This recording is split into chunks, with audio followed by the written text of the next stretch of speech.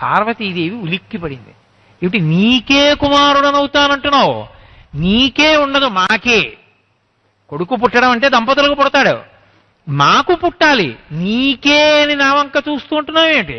నాకు కొడుకు అవ్వవా? నాకు కొడుకు అవ్వాలి అంది. ఆయన అన్నాడు, అమ్మా ఏమనుకోకు, అడగనిది ఇవ్వకూడదు, నువ్వు అడగలేదుగా, అడిగింది ఆయనగా, అందుకని ఆయనకి ఇచ్చాను వరం, నువ్వు అడగలేదుగా వరం ఇమ్మని, నీకు ఇవ్వనమ్మా అన్నాడు.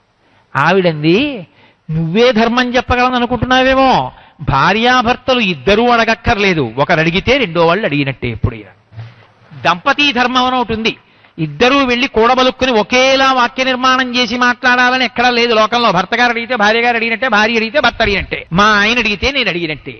అమ్మవారు కోరి కోరి సుబ్రహ్మణ్యుణ్ణి కొడుగ్గా కంది సుబ్రహ్మణ్యోత్పత్తి చదివితే, కానీ ఆవిడ సుబ్రహ్మణ్యుణ్ణి ఒళ్ళో కూర్చోబెట్టుకోదు. అమ్మ పోలికంతా ఎవరికి ఉంటుందంటే సుబ్రహ్మణ్యుడికి ఉంటుంది. అమ్మ చేతిలో శూలం, ఆయన చేతిలో ఉంటుంది. అమ్మ ఏ తటాకంగా మారిందో ఆ తటాకంలోంచి వచ్చాడు, అదే ఆయన మంత్రం శరవణ భవ. ఇన్ని అమ్మ పోలికలైనా అమ్మ ఒళ్ళో సుబ్రహ్మణ్యుడు ఉండడు. ఎవరి ఒళ్ళో ఉంటాడు? అయ్య ఒళ్ళో కూర్చుంటాడు, శివుడు ఒళ్ళో కూర్చుంటాడు. నాన్నగారంటే అంత ఇష్టం, నాన్నగారండి నెగిరి కూర్చుంటాడు.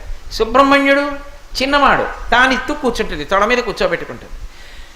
పెద్ద కొడుకు తండ్రి పక్కనే ఉంటాడు, తండ్రికి ఆసరాగా ఉంటాడు. తనంత గొప్పవాడైనా తండ్రి అంటే అంత గౌరవాన్ని ఇస్తాడు.